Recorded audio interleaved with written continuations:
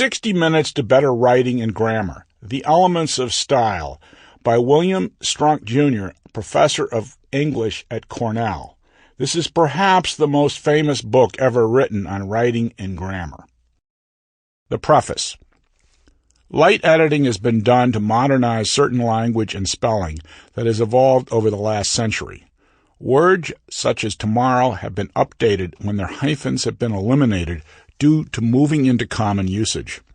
Gender issues, such as the exclusive use of he, which was the standard in Strunk's day, have been changed to the modern usage of his or her, you, they, or the writer. Small typographical errors have been corrected.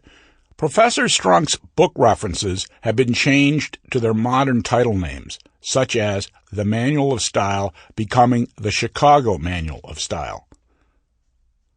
The Elements of Style has become a cult classic, as have The Great Gatsby, Notes of an Advertising Man by David Ogilvy, Casablanca, and The Road Not Taken. Professor Strunk named his book A Little Book. Since then, The Elements of Style has become famous as the little book wherever English is spoken. Listening to The Elements of Style can do more for your understanding of correct grammar and crisp, clear writing than years of courses on the subject. Simply's Punctuation Guide attempts more modestly to achieve similar ends for punctuation. As with all great works, The Elements of Style bears rereading and re-listening every few years. Enjoy, a remote concept for any other structure of language book. Introduction. Number 1.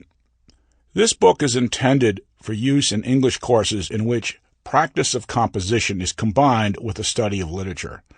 It aims to give in brief space the principal requirements of plain English style.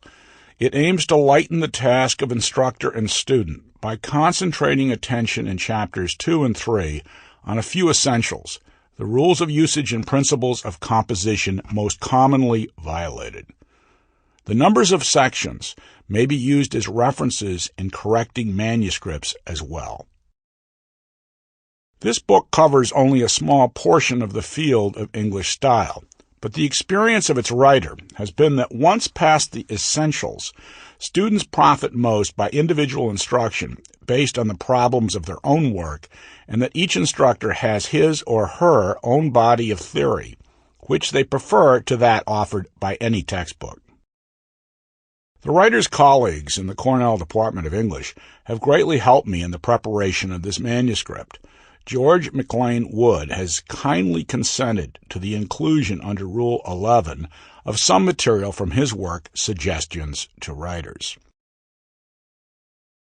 The following books are recommended for reference or further study. In connection with Chapters 2 and 4, Frederick Howard Collins' Authors and Printers Dictionary, Chicago University Press, The Chicago Manual of Style, Theodore Lowe Devine, Correct Composition, Horace Hart, Hart's Rules for Compositors and Printers, George McLean Wood, Extracts from the Style Book of the Government Printing Office. In connection with Chapters 3 and 5, Sir Arthur Quiller Couch, The Art of Writing, especially the chapter Interlude on Jargon, John Leslie Hall, English Usage, James Kelly, Workmanship in Words. It is an old observation that the best writers sometimes disregard the rules of rhetoric.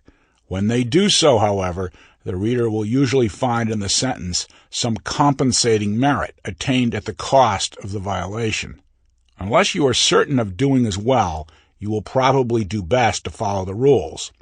After you have learned, by their guidance, to write plain English adequate for everyday uses, look for the secrets of style to the study of the masters of literature.